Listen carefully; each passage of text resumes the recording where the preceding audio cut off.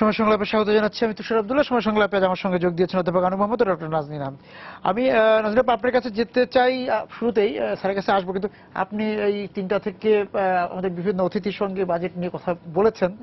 তা অন্যদের এই বাজেট নিয়ে তাদের পর্যবেক্ষণ, তারা এই বাজেটের দর্শন কি খুঁজে বের করেছেন সেটা শুনেছেন। আপনারটা শোনা হয়নি, আপনারটা আগে শুনে তারপর স্যারের কাছে আসছি।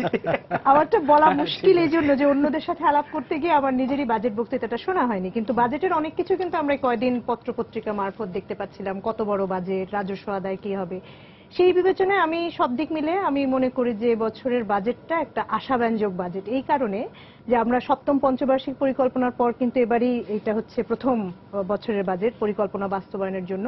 এবারে সপ্তম পঞ্চবার্ষিক পরিকল্পনা প্রণয়নের সাথে আমি নিজে সক্রিয়ভাবে যুক্ত ছিলাম। সেই হিসেবে আমরা কিন্তু এই পরিকল্পনাটার মধ্যে চেষ্টা করেছি যে বিভিন্ন মন্ত্রণালয় ভিত্তিক কিভাবে তারা বিভিন্ন কর্ম পরিকল্পনা বাস্তবায়ন করবেন সেই দিক নির্দেশনাগুলো দেওয়ার। কিন্তু দিক নির্দেশনার কোনোটাই কাজে লাগবে না যদি সেটার জন্য অর্থ বরাদ্দ না থাকে। আমরা এবারের বাজেটে এখন পর্যন্ত যতটুকু দেখেছি তাতে মনে হয়েছে যে সেই দিকে সরকারের একটা মনোযোগ আছে। কিভাবে বলছি, যেমন সরকার এবার বলছেন যে শিক্ষা স্বাস্থ্য এগুলোকে আলাদা করে না দেখে একটা মানব সম্পদ উন্নয়ন, এটাকে একটা টোটাল প্যাকেজ সামগ্রিকভাবে দেখতে। তো এটা কিন্তু আমাদের এখন অর্থনৈতিক উন্নয়নের জন্য ভীষণভাবে দরকার। আমাদের যে স্কিল নিড আছে ইকোনমিতে, আমরা যে গ্রোথে যেতে চাচ্ছি, যে ধরনের এমপ্লয়মেন্ট আমরা জেনারেট করতে চাই এবং সেই এমপ্লয়মেন্টের জন্য যে ধরনের স্কিলড পিপল চাই, সব মিলিয়ে কিন্তু আমাদের এই টোটাল মানব সম্পদ উন্নয়নটাই দরকার। এটা একটা পজিটিভ দেখছি। আরেকটা আমার যেটা দীর্ঘদিনের একটা দাবি এবং আমি আমার কলিগ সহ বিভিন্ন সময় পত্রপত্রিকাতেও লিখেছিলাম, সেটা হচ্ছে কর্পোরেট ট্যাক্স কমানোর বিষয়টি। এবং সেই ক্ষেত্রে আমরা দেখছি যে অন্য খাতের যতটা না কর্পোরেট ট্যাক্স কমানো একটা প্রবণতা আমরা দেখেছি, প্লাস আমরা দেখেছি যে পোশাক খাতের জন্য আসলে কর্পোরেট ট্যাক্সটা বেশ খানিকটা কমিয়ে 20% করা হয়েছে। আমি মনে করি যে এটা একটা পজিটিভ উদ্যোগ। যদিও পোশাক খাতের উৎসে কর যেটা সরকার রাখতে চাচ্ছেন, আমি সেটাকে সমর্থন করি যে উৎসে কর কমানোটা যুক্তিযুক্ত নয়, বরং সেটা কিছুটা হলে বাড়ানো যেতে পারে। যদিও পোশাক খাতের যারা আছেন তারা পছন্দ করবেন না কথা শুনেছিলাম আমরা, কিন্তু যেটা কর্পোরেট ট্যাক্স কমানো হয়েছে এটাকে আমি পজিটিভলি দেখতে চাই। আরেকটি ভালো একটা পজিটিভ উদ্যোগ হচ্ছে যেটা টোব্যাকো প্রোডাক্ট বা তামাকের উপর পণ্যের উপর যে করটা বাড়ানো হয়েছে, যেটা আসলে আমাদের আলটিমেটলি কিন্তু স্বাস্থ্য খাতের বরাদ্দকে, যে স্বাস্থ্য খাতের জন্য একটা হেল্প হবে, কারণ টোব্যাকো কিন্তু আমার স্বাস্থ্যকে ধ্বংস করে। আমরা আরেকটা যেটা এই বাজেটের মধ্যে আমার যেখানে চ্যালেঞ্জের জায়গাটা বলছেন, অবভিয়াসলি রাজস্ব আদায়টাই চ্যালেঞ্জ। এটাকে আমি খুব বড় বাজেট বলবো না, এটা এখনো জিডিপির 16-17%, সুতরাং জিডিপির 25% হলেও সেটা সমস্যার কিছু এই ধরনের একটা কান্ট্রির জন্য দরকার। কাজেই এটা খুব বড় বাজেট তা নয়, রাজস্ব আদায়টা ডেফিনেটলি চ্যালেঞ্জ। এবং রাজস্ব আদায়ের জন্য যেটা আমরা আজকে আলোচনায় যখন কথা বলছিলাম যে আসলে আমাদের অনেক সেক্টর আছে যেখান থেকে, এবং রেডি সেক্টরও আছে যেখান থেকে আমরা কর আদায় করতে পারি, কিন্তু 16 কোটি মানুষের দেশে 12 লক্ষ ট্যাক্স পেয়ার, এইটাকে আসলে বাড়াতে হবে। অনাবিষ্কৃত জায়গাগুলো আবিষ্কৃত কিন্তু নেওয়া হয় না, এমন জায়গাও আছে, কিন্তু সেটা একটা যেতে হবে। এবং আরেকটা হচ্ছে যে সরকারের কাছে আমার যেটা মনে হয়েছে যে অর্থমন্ত্রী নিজেও, আমি যতটুকু বাজেট বক্তৃতা শুনলাম, উনি বলছেন যে বেসরকারি খাতের বিনিয়োগ বাড়ানোটা তার একটা চিন্তার ব্যাপার। কারণ এখন আমাদের জিডিপির অংশ হিসেবে বিনিয়োগটা আমরা ধরে রাখছি, কিন্তু যতটা আমাদের যাওয়ার কথা ছিল যে জিডিপির 30-35% উপরে, সেটা কিন্তু আমরা এখনো যেতে পারিনি। এবং আপনি সব বলছেন যে ইতিবাচক, সব ঠিক আছে, কিন্তু আপনার সব ইতিবাচক বলি না, তুলে ধরেন, কিন্তু আপনার প্রত্যাশার মতো হয়নি এরকম কোন জায়গা আছে কিনা যে আপনি প্রত্যাশা করেছিলেন?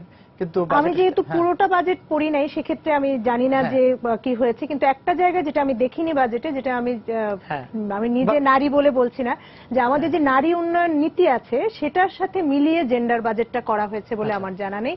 জেন্ডার বাজেটে অনেক কিছু বলা হয়, অনেক ধরনের কি ধরনের প্রোগ্রাম সরকার নিচ্ছে নারী উন্নয়নে, সেগুলো বলা হয়, কিন্তু আমাদের কিন্তু একটা নারী উন্নয়ন নীতি আছে এবং সেটার বাস্তবায়নের জন্য একটা অ্যাকশন প্ল্যান আছে। অ্যাকশন প্ল্যান অনুযায়ী বাজেট বরাদ্দ হয়েছে কিনা সেটা আমরা আসলে দেখি। আমি একটু আনুসারের কাছে যেতে চাই যে বাজেটের যে অর্থমন্ত্রীর বাজেট বক্তৃতায় উনি শুরু করেছেন যে সুসংবাদ দিয়েছেন, সুসংবাদ যে 7% মাইল ফলক ছুঁয়েছে প্রবৃদ্ধি, এই জায়গা থেকে যদি আপনি আলোচনা শুরু করেন। এমনিতে তো এই গত এক বছরে, গত যে বছরের উপর দাঁড়িয়ে এই বছরের বাজেট হলো, সেই বছরে সরকার অনেকগুলো অনুকূল উপাদান পেয়েছে, আন্তর্জাতিক এবং জাতীয়। এটা কয়েক বছর ধরে জ্বালানি তেলের দাম কম থাকা, এটা একটা বড় সাপোর্ট ছিল। বড় ধরনের কোনো প্রাকৃতিক দুর্যোগ গত কয়েক বছরে হয়নি, গত বছরেও এই বছরে ওইরকম কোনো প্রাকৃতিক দুর্যোগ বড় আকারে হয়নি।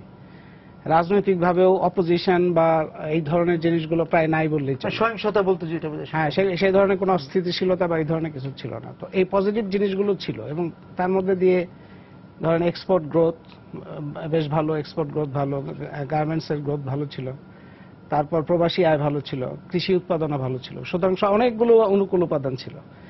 সেগুলোর উপর দাঁড়িয়ে তো অপটিমিস্টিক একটা দাঁড় করানোই যায়। এখানে যেটা হচ্ছে যে 7% গ্রোথ এটা কোনো অসম্ভব কিছু না, বাংলাদেশের জন্য হতেই পারে। আর বাজেটের যে সাইজ এখন, সেই বাজেটের সাইজ আমি মনে করি না যে এটা খুব বড় আকারের, কারণ বাংলাদেশের অর্থনীতির যে আকার, যতটুকু আমরা ভাবি, যতটুকু আমরা জানি কাগজপত্রে, বাংলাদেশের অর্থনীতি তার চাইতে বড়। কারণ অনেকগুলো খাত আছে যেগুলো ঠিক হিসাবের মধ্যে নাই, হিসাব বহির্ভূত অনেক ধরনের অর্থনৈতিক তৎপরতা আছে। এটা ক্ষুদ্র ধরনের কিংবা মজুরিবিহীন শ্রম থেকে শুরু করে চোরাই অর্থনীতি বলতে যা বুঝি আমরা, সেটা অনেক কিছুই আছে যেটা হিসাবের মধ্যে নাই। এগুলো ধরলে অর্থনীতি আকার আরো অনেক বড় হবে এবং সেই হিসেবে সেখান থেকে রেভিনিউ কালেকশনের অপশন কিংবা পটেনশিয়ালটাও আরো অনেক বেশি। যেটা এখন ধরেন যতটা রেভিনিউ কালেকশন হয়, রাজস্ব আয় হয় সরকারের, তার থেকে অনেক বেশি রাজস্ব আয় হবে। সেটা মানুষের, নিরীহ মানুষজনের উপরে নতুন নতুন বোঝা চাপানোর মাধ্যমে না, যারা সম্পদশালী তাদেরকে ক্যাপচার করার মাধ্যমে। সম্পদশালীরা কি নিরীহ না? না, সম্পদশালী নিরীহ প্রক্রিয়া সম্পদশালী হওয়া কঠিন। আমরা সম্পদশালীদের সম্পদ আহরণের প্রক্রিয়া সম্পর্কে আমরা জানি বলছেন বা ওই যে না, সাধারণ মানুষ প্রক্রিয়া সম্পর্কে তো আমরা জানি। সুতরাং সেটার মধ্যে দখল থাকে, সেটার মধ্যে জালিয়াতি থাকে, সেটার মধ্যে প্রতারণা থাকে এবং একটা ধরেন বড় একটা হচ্ছে খেলাপি ঋণ। সাধারণ মানুষ বান্ধব কতটা বাজেট হলো সেটা খেলাপি, আমি বলছিলাম যে সম্পদশালীদের উপর কর বসানো, যেমন ধরেন খেলাপি ঋণ। এখন এই বছরে বার্ষিক উন্নয়ন কর্মসূচিতে যে বাজেট আছে, প্রায় সেই পরিমাণ টাকাই এখন আমরা জানি যে খেলাফি এবং অবলোপন করা, মানে একেবারে রাইট অফ করা যে লোন, সেটা মিলে প্রায় লাখ টাকার উপরে। এটা তো ধরেন একটা ইকোনমির বোঝায় যে একটা হচ্ছে লিকেজের ধরনটা, আর একটা হচ্ছে যে কোথায় ওয়েস্টেজ হচ্ছে এবং কোথায় আমাদের মূল জোরটা দেওয়া উচিত।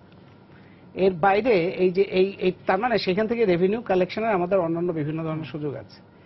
এখন ধরেন বাজেটের যেভাবে, বাজেটে আমরা তো অঙ্ক নিয়ে একটা আলোচনা করি, যেমন খাতুয়ারি বরাদ্দ কত হচ্ছে, কত পার্সেন্ট বাড়লো, কত পার্সেন্ট কমলো, তার থেকে একটা মনোযোগ দেখার চেষ্টা করি। তো সেটা ঠিক আছে, পরিসংখ্যানগত পরিমাণগত দিকটা একটা গুরুত্বপূর্ণ জিনিস, কিন্তু তার সাথে যদি গুণগত দিকটা না দেখা যায়, যেমন ধরেন একটা পরিমাণগত বরাদ্দ বাড়লো, শিক্ষা খাতে ধরেন বাড়লো বা চিকিৎসা খাতে বাড়লো, সেই বৃদ্ধিটা কি কাজে ব্যবহার হচ্ছে, কি কাজে ব্যবহার হচ্ছে, এটা একটা গুরুত্বপূর্ণ।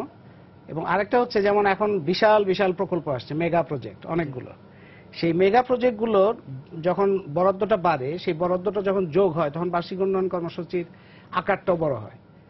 কিন্তু সেই মেগা প্রকল্পগুলো যদি দেখা যায়, যদি ধরেন 1000 কোটি টাকা দিয়ে যাত্রা শুরু করলো, সেটা 3000, 4000, 5000 কোটি টাকা হতে থাকে, বাড়তে থাকলো।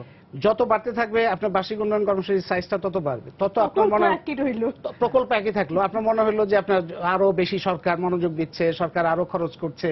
এখন প্রকল্প ব্যয় যে বেড়ে যাচ্ছে, প্রকল্প এখন বাংলাদেশে ধরেন এটা তো একটা অসম্ভব ব্যাপার যে কি কারণে বাংলাদেশে প্রতি কিলোমিটার নির্মাণ কাজ পৃথিবীর সব দেশের চাইতে বেশি হবে। এটা কি কারণে হবে, মানে এটা কি ধরনের যুক্তি, এটা সরকারের কোনো ব্যাখ্যা নাই। কিন্তু এর প্রজেক্ট ডাইরেক্টর বা তারা বলেন যে হ্যাঁ আমাদের সময় গেল কিংবা আমাদের জমি অধিগ্রহণ করতে হলো। তো এই সমস্ত যুক্তি কোনো যুক্তি না, কারণ কনস্ট্রাকশন ম্যাটেরিয়ালস এবং লেবার দুইটারই কস্ট বাংলাদেশে হচ্ছে এই সমস্ত দেশের চাইতে অনেক কম। এমনকি ভারত, চীন তার চাইতেও বাংলাদেশেরটা বেশি, আর যুক্তরাষ্ট্রের চাইতেও বেশি। এটা কি করে হয়, মানে ইউরোপের চাইতেও বেশি। তো তার ফলে আপনার একটা বড় অঙ্কের টাকা যেটা আমরা দেখতে পাচ্ছি যেটা উন্নয়ন কর্মসূচি হিসেবে ব্যয় হচ্ছে, ওইটা আসলে ব্যয় হচ্ছে না, ওটা চলে যাচ্ছে অন্য কোথাও। এইরকম একটা প্রক্রিয়া যদি, এইগুলি যদি আমরা অনুসন্ধানের মধ্যে না থাকে, মানে কি কারণে এই ধরনের প্রকল্পগুলো আসে, তার প্রসেসটা কি, সেই প্রকল্প বাছাইয়ের প্রক্রিয়াগুলো ঠিকমতো কাজ করছে কিনা, যে বাজেটগুলো ডিলে হলে জবাবদিহি আছে কিনা, না ধরেন একটা টেন্ডারের মাধ্যমে একটা বাজেট হইলো, যেমন রূপপুর পারমাণবিক বিদ্যুৎ কেন্দ্র $2 বিলিয়ন হইলো প্রথমে, তখন বললেন যে আমাদের খরচ খুব কম পড়বে, পারমাণবিক বিদ্যুতের খরচ কম ইত্যাদি হইলো। তারপরে এটা হয়ে গেল $16 বিলিয়ন। এটা অসম্ভব ব্যাপার, $16 বিলিয়ন হয়ে গেল এবং পৃথিবীর মধ্যে সবচাইতে ব্যয়বহুল পারমাণবিক বিদ্যুৎ বাংলাদেশে হবে। তারপরে সেই অহংকারটা আমরা নিতে পারি, এই অহংকার সবচাইতে ব্যয়বহুল বিদ্যুৎ, এবং তারপরে সেই বিদ্যুৎ আমাদের কোথায় নিয়ে যাবে সেটা তো আরেক প্রশ্ন। এই ধরনের ঘটনাগুলো যখন ঘটে তখন আপনার এই পরিমাণ দিয়েই তো আপনি পুরো জিনিসটাকে জাজ করা আমি মুশকিল। তো যে নাজনীন আপাকে ছেড়ে দিতে হবে সেই জন্য একটু বলা যে এই বাজেট বাস্তবায়নের সক্ষমতার বিষয়টা এইভাবে এবার কিভাবে দেখছেন, যে যেটা প্রতিবারই আলোচনা হয়, আমরা অনেক আলোচনা করি, স্যারের সঙ্গে হয়েছে, আপনার সঙ্গে হয়, কিন্তু সেইটা এবারে বাজেটের আগে বা এই যে প্রস্তাবিত বাজেটে আপনি সক্ষমতার কয়েকটা জায়গা, তো একটা যেমন রাজস্ব আয়ের সক্ষমতা, আমি মনে করি এখানে বেশ কিছু পজিটিভ পরিবর্তন এসেছে। এনবিআর এর যে রাজস্ব আদায়ের চেষ্টাটায় অন্তত সেটার সুফল হয়তো আমরা দেখতে পাবো। তারা অটোমেশন যেটা করতে চাচ্ছেন সেইখানে বেশ কিছু নতুন ব্যবস্থা তারা নিয়েছেন, আইন করেছেন, সেগুলোর বাস্তবায়নের চেষ্টা করছেন, করের জন্য মেলা করছেন। এটা শুধু ঢাকায় না, এখন ঢাকার বাইরে যাওয়ার তাদের পরিকল্পনা আছে, বড় বড় জেলা শহরগুলো শুধু না, আমাদের যে উপজেলা শহর সেখানে পর্যন্ত তারা যেতে চাচ্ছেন। আমি মনে করি যে সেই জায়গায় তাদের সক্ষমতা, অ্যাটলিস্ট আমরা একটা যেটাকে বলা যায় আন্তরিকতা, যে এই জায়গায় তারা নিজেদেরকে বিশুদ্ধ করতে চান বা আরো সক্ষম করতে চান, সেটা আমরা একটা প্রবণতাটা দেখছি। কিন্তু মুশকিলটা হচ্ছে যে এখন যখন সমস্যাগুলো অনেক জটিল থাকে, সেইখানে শুরুটা আসলে কতদিনে আমাদেরকে সুফল দিবে সেটা দেখার ব্যাপার। আরেকটা সক্ষমতার জায়গা হচ্ছে মন্ত্রণালয়গুলো আসলে ব্যয়ের সক্ষমতা। এনবিআর আয় করে তারপরে তো আমাদেরকে টাকাগুলো দিচ্ছে, এনবিআর বা এনবিআর বহির্ভূত আয় অর্থাৎ রাজস্ব আয় বা আমাদের বৈদেশিক সাহায্য, এরপরে তো ব্যয় করতে হবে। শুধু আয় করার যেমন একটা আমার এফিসিয়েন্সি দরকার, ব্যয়েরও কিন্তু এফিসিয়েন্সি দরকার। এবং এটা এই ব্যয়ের এফিসিয়েন্সিতে যেটা স্যার বলছিলেন একটু আগে, সেখানে কিন্তু আমাদের একটা বড় রকমের আমাদের সক্ষমতার অভাব আছে। এবং সেখানে আসলে আমার মনে হয় যে খুব বেশি পরিবর্তন হয়েছে বলে আমার মনে হয় না। আমার কাছে মনে হচ্ছে বরং যে আমরা এই যে প্রতি বছর প্রকল্পের সংখ্যা বাড়াই, সেখানে প্রচুর বরাদ্দবিহীন প্রকল্প থাকে, টিকিয়ে রাখি। যে প্রকল্পটা বরাদ্দবিহীন সেটারও কিন্তু একটা প্রশাসনিক প্রসেস কিন্তু করতে হয়। তো আমার যে কয়জন লোক আছে তাকে আমি 100টা নতুন প্রকল্প ধরায় দিলাম, কিন্তু আমি সেখানে এই বরাদ্দ থাক বা না থাক, সেখানে আমি তার সংখ্যা বা তার এফিসিয়েন্সি বাড়ানোর জন্য কিছু করি নাই, তখন কিন্তু এই ডিলে গুলো এই কারণেও হতে থাকবে। যে আমার কাছে মনে হয় যে আয়ের বাড়ানোর ক্ষেত্রে যে আমরা ইতিবাচক কিছু পদক্ষেপ দেখছি, ব্যয়ের এফিসিয়েন্সি বাড়ানোর ক্ষেত্রে অর্থাৎ প্রশাসনিক কাঠামোর যে সক্ষমতা, যারা মন্ত্রণালয় বা অন্যরা যারা ব্যয় করবেন, সেই জায়গায় আমি মনে করি যে খুব একটা পরিবর্তন আমরা দেখি নাই। সেইখানে একটা সক্ষমতা বাড়ানো বা তাদের এফিসিয়েন্সি বাড়ানোর একটা উদ্যোগ ভীষণভাবে দরকার। আপনাকে ধন্যবাদ যে আজকে অনেকটা সময় আমাদের সঙ্গে ছিলেন, এবং আপনার পরে আমার সঙ্গে নতুন অতিথি যোগ দিবেন, অধ্যাপক শামসুল হক যোগ দিবেন। স্যার, নতুন অতিথির সঙ্গে আপনার সঙ্গে আবার আলোচনায় ফিরবো একটা বিরতি দিয়ে, ততক্ষণে নিরাপাকে আমরা ছাড়তে চাই। আপনাকে অনেক ধন্যবাদ। অধ্যাপক আনু মোহাম্মদ স্যারের সঙ্গে আমাদের নতুন যোগ দিয়েছেন অধ্যাপক ডক্টর শামসুল হক। স্যার, আপনাকে স্বাগত আমাদের এই অনুষ্ঠানে। আমি শুরুতেই বলতে চাই, আপনার কাছে যেতে চাই, যোগাযোগ ও অবকাঠামো খাতে সর্বোচ্চ বরাদ্দ হয়েছে এবার 28,554 কোটি টাকা। এবং স্বাভাবিকভাবে যে আরো যে বিষয়গুলো বলা হয়েছে, যে ঢাকার আশপাশে রসুন্দি, মানিকগঞ্জ, তারপর গাজীপুরকে নিয়ে একটি নতুন সমন্বয় কর্তৃপক্ষ তৈরি করা হবে, যানজট নিরসন। এবং আমি দেখলাম যে বাজেট বক্তৃতার মধ্যে যেখানে বলা আছে যে যানজটকে খুব গুরুত্ব দেওয়া হয়েছে, বিআরটি, এসটিপি, বিভিন্ন রকম আপনি প্রকল্পগুলির কথা জানেন, সেগুলোকে ত্বরান্বিত করার কথা বলা হয়েছে। যানজটটা প্রথমবারের মতো দেখলাম যে বাজেট বক্তৃতা। রাইট, এটা আমারও নজরে আসছে, এবং সেই জন্য একটা সমন্বয় কর্তৃপক্ষ তৈরি করার একটা ভাবনা আছে সেই জায়গাটার মধ্যে। ভালো, বিশেষ করে আমি এত বড় বাজেট দেখে কিন্তু আমি ঘাবড়াইনি, কারণ আমরা যদি সত্যিকার অর্থেই মধ্যম আয়ের দেশে যেতে চাই এবং দ্রুত গতিতে যেতে চাই, তাহলে আমাদের কিন্তু যথেষ্ট অবকাঠামোর ঘাটতি আছে কিন্তু। তো সেই হিসাবে আমি জাস্ট ওয়ার্ল্ড ব্যাংকের একটা সমীক্ষার কথাই বলবো। সব দেশের অবকাঠামোর একটা ঘাটতির নিরূপণ করে তারা বলছিল যে আমাদেরকে 2011 থেকে 2020 সাল নাগাদ ধারাবাহিকভাবে প্রতি বছর গড়ে প্রায় $4.5 বিলিয়ন ইনভেস্টমেন্ট করে যেতে হবে যদি আমরা ডাবল ডিজিট ইকোনমি যেতে চাই। আমরা মিলেনিয়াম ডেভেলপমেন্ট গোল, অনেক কিছু গোল আছে, সেট করা আছে, সেগুলি করতে চাই। তো সেই হিসাবে এভরি ইয়ার 4.5 আমরা কিন্তু করিনি। এই যে ব্যাকলগটা রয়ে গেল, সেই হিসাবে কিন্তু আমাদের এই ধরনের বড় বিনিয়োগ লাগবে, কিন্তু অবকাঠামোতে ডেফিনেটলি লাগবে। বিশেষ করে আমাদের সড়ক সম্প্রসারণ হচ্ছে, কিন্তু গুণগত মানের কিন্তু সড়ক হচ্ছে না। সুতরাং দ্রুতগতির অর্থনীতির জন্য দ্রুতগতির অবকাঠামো এগুলি তৈরি করতে গেলে এই বিনিয়োগটা কিন্তু আমি বলবো কাঙ্ক্ষিত ছিল আর কি, এবং এটা অ্যাকিউমুলেটেড একটা আমি বলবো দেখায়। সেই কারণে এটা বড় মনে হলে কিন্তু আসলে চাহিদার তুলনায় অতটা বড় না। পাশাপাশি যানজটটাকে এইবার মোটামুটি গুরুত্বের সাথে দেখানো হয়েছে, এটা একটা ভালো চিহ্ন। কারণ আমি রাস্তা বানাচ্ছি, এই রাস্তার ক্যাপাসিটি কিছুদিন পরে দেখা যাচ্ছে নষ্ট হয়ে যাচ্ছে এবং যানজট চলে আসছে। এই যে দ্রুতগতির অবকাঠামো বানালাম পরিবহন খরচটাকে কমানোর জন্য, দ্রুত গতিতে পরিবহন ব্যবস্থাকে সাজানোর জন্য, কিন্তু এইটা কিছুদিনের মধ্যেই দেখা যাচ্ছে যে আমরা আর সেই দ্রুতগতির অবকাঠামোটা থাকছে না, সেই কনজেশন অ্যাপিয়ার করছে। তো সেই হিসাবে বিশেষ করে আরবান এরিয়াতে, নগর যেখানে সম্প্রসারিত হচ্ছে সেই সব জায়গায় এই যানজটটা এমন তীব্র আকার ধারণ করছে যে বসবাসযোগ্য নগরই হচ্ছে না। এটা কিন্তু একটা দেশের ভাবমূর্তির ব্যাপার। আপনি যদি পাবলিক প্রাইভেট পার্টনারশিপকে ইনভাইট করতে চান, এফডিআই এর যদি ক্লাইমেট তৈরি করতে চান, তাহলে কিন্তু কিছু কিছু জিনিসকে আপনাকে সলভ করতেই হবে। যানজট তার মধ্যে একটা জিনিস। তো সেই হিসাবে এখানে একটা অ্যাড্রেস করা হয়েছে, তবে যেভাবে বলা হয়েছে আমার মনে হয় ডিটেল আরো পরে আসবে। এটাও আমি বলবো না যে খুব ভালোভাবে এক্সারসাইজ করে দেওয়া হয়েছে। বিশেষ করে এখানে যে মহানগরীর জন্য একটা অথরিটির কথা বলা হয়েছে যারা এগুলিকে দেখভাল করবেন। আমরা জানি যে এখানে অলরেডি কিন্তু ডিটিসিএ কিন্তু একটা কোঅর্ডিনেটিং কর্তৃপক্ষ আছে, কিন্তু এই কর্তৃপক্ষকে যেইভাবে তৈরি করা হয়েছে, যেই ক্ষমতায়নটা দেওয়া হয়েছে, তাতে কিন্তু আমরা দেখতে পাচ্ছি সে কোনো প্রজেক্টকে কিন্তু ইভেন এসটিপিতে নাই, নন এসটিপি প্রজেক্টও চলে আসতেছে। এক মন্ত্রী ডিজায়ার করছেন এবং সেটাকে বাধা দিতে পারছেন না। আবার এখানে বলা হচ্ছে একটা জিনিস ইন্ডিপেন্ডেন্ট। ইন্ডিপেন্ডেন্ট ডেফিনেশনটা কি হবে আমি জানি না। আমি আমাদের দেশে স্বতন্ত্র স্বাধীনভাবে কাজ করতে পারে এই ধরনের কোন অথরিটি আমি পাইনি। আপনার কাছে ফিরবো, আমি একটু জ্বালানি বিষয়ে আনোয়ার মোহাম্মদ স্যার আপনার কাছে আসতে চাই। যোগাযোগ বিষয়ে একটু আমি যোগ করতে চাই, একটু যোগ করতে চাই মানে যোগাযোগ ব্যবস্থা উনি যেটা বলেছেন এটা তো ঠিকই, যে যে কোনো দেশের জন্য যদি অগ্রগতি করতে হয়, মানুষের জীবন যদি সহজ করতে হয় এবং উৎপাদনশীল খাত বিকাশের জন্য যোগাযোগ, সব ধরনের যোগাযোগ ব্যবস্থার বিকাশ দরকার।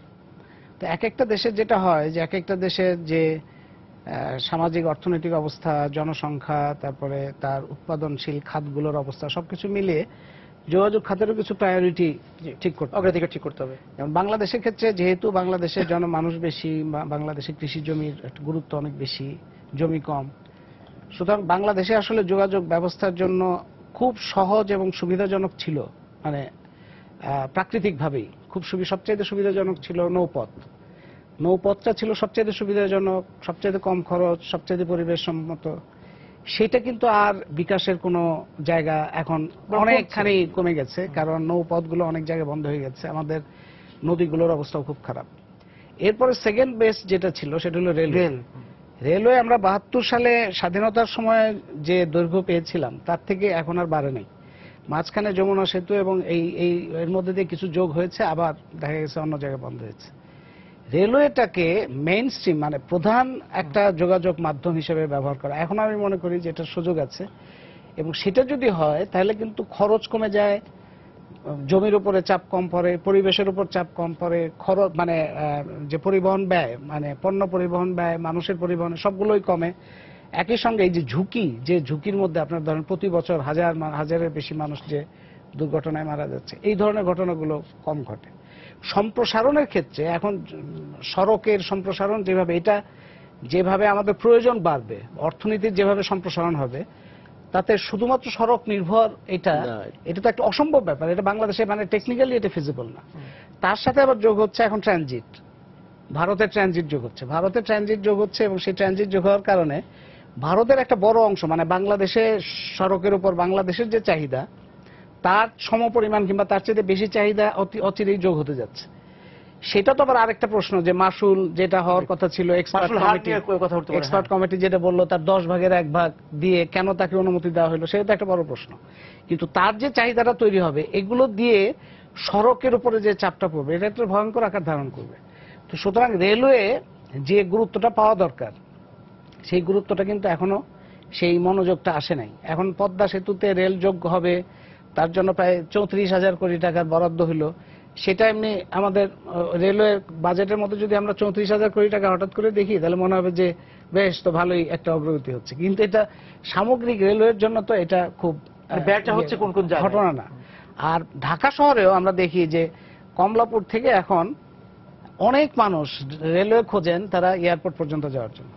এই যে নারায়ণগঞ্জ পুলিশ থেকে আসার মতিঝিল জন্য। থেকে নারায়ণগঞ্জ থেকে আসার জন্য যে পরিমাণ চাহিদা আছে এই এতটুকু রাস্তার জন্য, সেই পরিমাণ যোগানটাই কিন্তু এখন পর্যন্ত দেয়া যাচ্ছে না। বগি এবং ইঞ্জিন এবং রেল লাইন এটা দিলেই কিন্তু সড়কের উপরে এই যে যানজটের কথা যেটা আলোচনা হচ্ছে ঢাকা শহরের যানজট অনেক কমে যায় যদি শুধুমাত্র এই রেল লাইন যেটা অলরেডি আছে ইনফ্রাস্ট্রাকচার সেইটাকেই যদি গুরুত্ব দিয়ে সেই অনুযায়ী যদি সাপ্লাই দেওয়া তাহলেই কিন্তু অনেকখানি যানজট আমরা তাহলে অবকাঠামোতেই থাকি, কারণ অবকাঠামোর সঙ্গে কারণ এর সাথে আমি আরেকটা যোগ করি যে গণপরিবহনের কথাটা যেটা এখানে বলা হয়। গণপরিবহন নিয়ে স্যারও বলবেন। আপনার বাজেটের গাণিতিক হিসাবের চেয়ে যে বিষয়টা আপনি তুললেন স্যার, যে গণপরিবহন খুবই গুরুত্বপূর্ণ বিষয়, এটা নিয়ে আপনি গণপরিবহন যেমন এই বক্তৃতাতেও আছে যে আমরা বিআরটিসির আরো 600টি বাস যোগ করব, এই করব। এটা তো ধরেন আমরা এর আগে আরো বেশ কয়েকটা বক্তৃতার মধ্যে শুনেছি এবং বিআরটিসির এরকম বেশ শত শত বাস এসছে। তারপরে সেই বাসগুলির কি হলো সেটা কিন্তু আর কোনো রিপোর্ট নেই, কোথায় গিয়েছে এটার মধ্যে সেই রিপোর্ট নাই। এবং সেই জন্য এবং বিআরটিসি বাস চলতেও পারে না, কিন্তু অনেক জায়গায় দেখা যায় যে তাদের চলতেও দেওয়া হয় না। প্রধান যেটা কারণ সেটা হচ্ছে যে সরকারের পুরো পরিকল্পনার মধ্যে ফোকাসের মধ্যেই গণপরিবহন নাই। পাবলিক ট্রান্সপোর্ট গণপরিবহন যেটা সকলের জন্য দরকার, একটা বাস সেখানে 50 জন মানুষ নিয়ে যাতে যেতে পারে, সেইটা প্রায়োরিটির মধ্যেই নাই। এখন তো প্রাইভেট কারগুলো আস্তে আস্তে সাইজ বড় হতে হতে এমন হয়েছে, মানে এখন তো প্রোটোকল অনুযায়ী ভিআইপিদের প্রোটোকল অনুযায়ী তাদের গাড়ি বড় করতে হয়। গাড়ি বড় হইতে হইতে যদি বাসের সমান হইতো এবং বাসে পরিণত হইতো তাহলে বাংলাদেশের যানজটের একটা বড় সমাধান হইতো, যে বাসের মধ্যেই সবাই চলাচল করছে। সেইটা না হওয়ার ফলে প্রাইভেট কার ওরিয়েন্টেড এই যে দৃষ্টিভঙ্গি, সেটা ফ্লাইওভার এবং অন্যান্য সমস্ত কিছু, এই সমস্ত কিছু যদি এইটা থাকে তাহলে কিন্তু যানজট থেকে এখানে বেরোনো যাবে না। সেই জন্য আমি মনে করি এক হচ্ছে রেলওয়ে আপনি ধরেন ইন্টার ডিস্ট্রিক্ট রেলওয়ে, ঢাকা শহরেরও আশেপাশে যদি রেলের কানেকশনের মধ্যে আনা যায়, এটা বললেই সাথে সাথে ধরেন বড় বড় প্রজেক্ট কথা অনেকে বলতে থাকেন। আগে সরকারের সময় শুনেছি আমরা ম্যাগনেটিক ট্রেন করব, আমরা এই করব সেই করব। আমাদের যে ট্রেনগুলো আছে সেই ট্রেন লাইনের সংখ্যা বাড়ানো এবং বগি বাড়ানো, ইঞ্জিন বাড়ানো, সেটাতেই কিন্তু আমাদের একটা বড় ধরনের সমাধান হতে পারে। আর ঢাকা শহরের মধ্যে হচ্ছে গণপরিবহন, সেইটার কিন্তু এই বাজেট বক্তৃতার মধ্যে বা সপ্তম পঞ্চবার্ষিক পরিকল্পনার মধ্যে যে দৃষ্টিভঙ্গি বা যে জোরটা থাকা উচিত সেটা কিন্তু নাই। তার ফলে এই যে ফ্লাইওভার হচ্ছে এবং সেই ফ্লাইওভার যেটা আমি আগেও বললাম যে যেটা 100 কোটি টাকায় সম্ভব সেটা কি করে 200-300 কোটি টাকা হয়ে যাচ্ছে সেটারও কোনো ট্রান্সপারেন্সি নাই। কিন্তু এগুলো হওয়ার পরে এটা কি একটা লায়াবিলিটিতে পরিণত হবে শেষ পর্যন্ত, এটা কিন্তু একটা বড় সন্দেহের বিষয়। যে এই টাকাটা তো মানুষের টাকা থেকে আসছে, এই টাকাটা কর থেকে যাবে, এই টাকাটা ঋণ থেকে যাবে, সেই ঋণ মানুষ বহন করবে, সেই কর মানুষ বহন করবে, তারপরে সেটা তো বোঝাই হয়ে যাবে যদি গণপরিবহন প্রকৃত অর্থে। স্যার এই যে স্যারের কাছে যাই, যে গণপরিবহন আমরা আরো আলোচনা করেছি স্যার এখানেও, তো এবার বাজেটে স্যার যেটা বলছিলেন যে গণপরিবহন এর বিষয়টি, যে বিআরটিসি বাসের কথা স্যার বলছেন, আমরাও অনেক বিআরটিসি বাস রাস্তায় নামতে দেখেছি, তারপর সেগুলো কোথায় হারিয়ে গিয়েছে আমরা জানি না। এবং অনেক রাস্তায় অনেক চেয়ারম্যানকেও দেখেছি যে অসহায় ভাবে বলেছেন যে আমরা সব রুটে বিআরটিসি বাস দিতে পারছি না। আপনি স্যার আরো ভালো বলতে পারবেন। হ্যাঁ, এটা আমরা তো ভলভো বাস কেনার থেকে আমরা লক্ষ্য করে দেখছি যে এই বাস 24 বছর তার ইকোনমিক লাইফ থাকার কথা, এটা আমাদের দেশে 9 বছরেই এক্সস্ট হয়ে গেছে। এটা তো তাদের জন্য একটা ব্লেম চলে আসছে। কোন জায়গায় টেন্ডার করলে কেউ হয়তো বলে যে কই তোমার বাস তো 9 বছর মাত্র গেল। তো এই ঘটনার পরে কিন্তু কাউকে কিন্তু জবাবদিহি করতে হয়নি। তো আমি যেটা বলবো এটা ঠিক যে গভর্নমেন্ট যেটা প্রতিবার বাজেটের মধ্যেই গণপরিবহনকে কয়েকটা বাস প্রকিউরমেন্টের মধ্যেই সীমাবদ্ধ রাখছে। বাস কিন্তু গণপরিবহন একটা সিস্টেম, এটা প্রকিউরমেন্ট সর্বস্ব হবে না। এটা কিন্তু সবাই পছন্দ করবে, আমি প্রকিউরমেন্ট করব তারপরে হাত পা ঝেড়ে ফেলবো, তা না। কিন্তু গণপরিবহনকে কিন্তু নার্সিং করতে হয়, ডিজাইন করতে হয়, প্ল্যান করতে হয়, গুরুত্ব দিতে হয়, হ্যাঁ, এবং ধারাবাহিকভাবে লেগে থাকতে হয়। পরিবর্তন হয়ে যাবে, জিনিসটাই চেঞ্জ হয়ে যাবে। কিন্তু এটার সুবিধা হলো সে কিন্তু টেকসই সমাধান দেয়।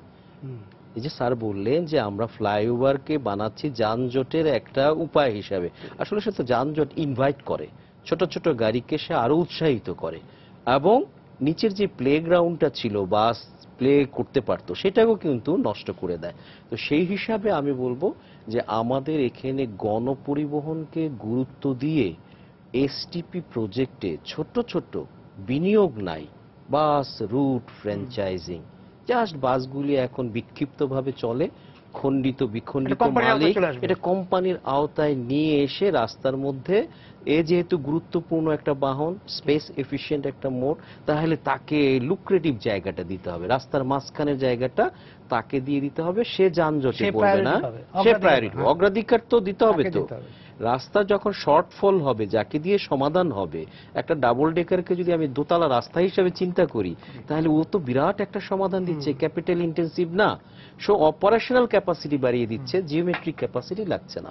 সেই জন্য প্রতিটা দেশেই বাসকে সিস্টেম হিসাবে দাঁড় করার জন্য ধারাবাহিকভাবে লেগে থাকে, কিন্তু আমরা দেখি ধারাবাহিকভাবে বাজেটের মধ্যে আছে প্রকিউরমেন্ট দিয়ে কিন্তু কখনো আর ক্রয় সর্বস্ব পরিকল্পনা। ক্রয় সর্বস্ব, এটা সবাই পছন্দ করবেন, কিনতে পছন্দ করবেন এবং এটাকে ভুলে যেতেও পছন্দ করবেন, কিন্তু as a whole public transport oriented যদি আমি আমার ট্রান্সপোর্ট সিস্টেমটাকে তৈরি করতে চাই, এটার জন্য কিন্তু এখানে আপনাকে স্যার, সিস্টেম আমাদের সময় প্রায় শেষের করতে দিকে। হবে। স্যার, আপনার কাছে একটু আসতে চাই যে ওই যে বাজারের সক্ষমতায় যে এটা নিয়ে যদি আপনি একটু কথা বলেন। সক্ষমতা ব্যাপারটা আমরা তো খুব চলতি কথা একটা, যে সক্ষমতা হ্যাঁ। বাড়াইতে হবে। সক্ষমতা এমন একটা বিষয় যে সক্ষমতা অর্জন করা যায়, সক্ষমতা কোনো সমস্যা না।